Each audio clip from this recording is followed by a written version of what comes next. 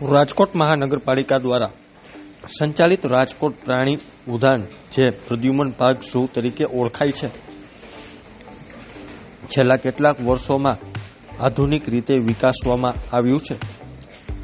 Central zoo authority of ઇન્ડિયાના માર્ગદર્શન મુજબ થયેલા આ વિકાસને કારણે હાલ રાજકોટ ઝૂ સૌરાષ્ટ્રના પ્રવાસીઓ માટે એક આકર્ષણનું કેન્દ્ર બની ગયું છે.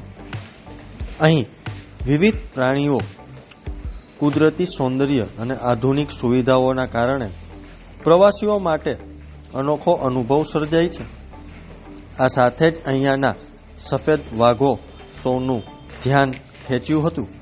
સાથે સાથે રામવન પણ કુદરતી અને આધ્યાત્મિક વાતાવરણને કારણે લોકપ્રિય સ્થાન બની ગયું છે. ખાસ કરીને જાહેર રજાઓ અને તહેવારો દરમિયાન બંને સ્થળોએ ભારે પ્રમાણમાં લોકો ઉમટતા જોવા મળે છે.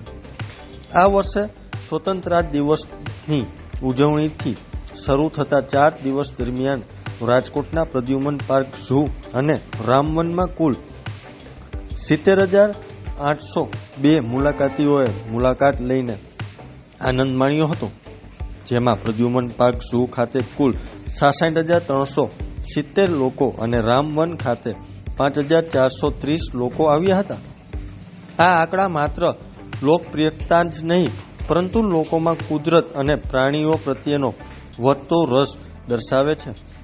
તારીખ 15 ઓગસ્ટ 2025ના રોજ પ્રદ્યુમન પાર્ક ઝૂ ખાતે 15,070 લોકો આવ્યા હતા.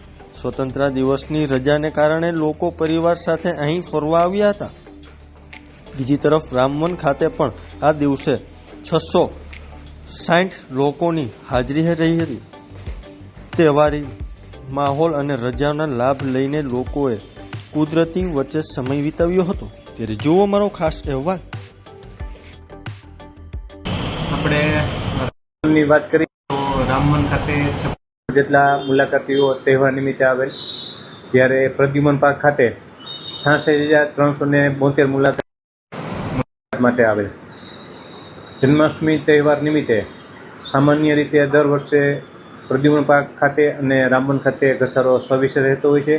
પ્રદ્યુમન પાર્કની વાત કરીએ તો પ્રદ્યુમન પાર્ક ખાતે આ વખતે ખૂબ જ સારો એવો લોકોનો ઘસારો રહેલ અને મુલાકાતીઓને પણ ત્યાં પ્રદ્યુમન પાર્ક ખાતે પ્રદ્યુમન પાર્કની ગ્રીનરી, વિવિધ પ્રકારના પશુ પક્ષીઓ અને ખાસ કરીને વાત કરીએ તો સફેદ વાઘના આકર્ષણને ધ્યાને લઈને વિશેષ મુલાકાતીઓ આ વર્ષે ફરવા માટે આવેલ.